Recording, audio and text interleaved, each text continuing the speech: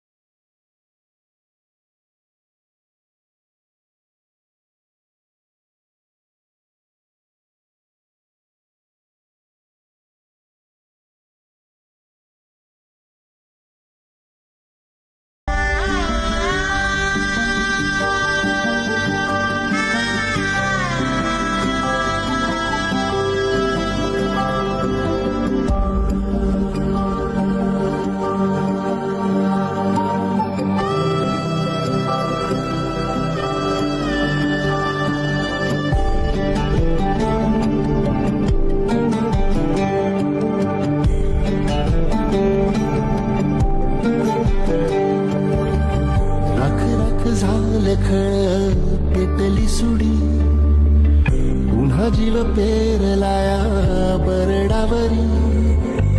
पोट अन पाठ झाली एकही जरी, काळजात आली नाही कधी फितुरी.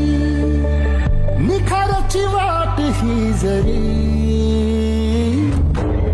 उधळीन जीव तुझ्या पायी रमानसा. जीव तुझ्या पायी उधळीन जीव. एरवी 6 महिने टँकरवर काढणाऱ्या सांगोल्याला काल रात्री मुसळधार पावसाने झोडपलं. रात्रीने 170 मिलीमीटर पाऊस झालाय. अनेक गावांना पावसामुळे मोठा फटका बसला. अनेकांच्या घरात पाणी शिरल्यानं मोठं नुकसान झालं. घरातलं साहित्य वाहून गेलंय तर काही ठिकाणी घरही पडली आहेत. सांगोला तालुक्यात काल रात्री पडलेल्या मुसळधार पावसामुळे अनेक नागरी वस्त्यांमध्ये पाणी शिरलेलं आहे. अनेक गावांचे येण्याचे संपर्क संपलेले आहेत. आपण कडलासमध्ये उभे आहोत. कडलासमधील अनेक नागरी वस्त्यात अशा रीतीनं पाणी शिरलेलं आहे. लोकांच्या काय नेमक्या भावना आहेत आपण त्यांच्याशी बोलूयात. 11 पासून पाणी आहे. समधी घर समधी नुकसान झालं. आमचा धान्य नुकसान झालं.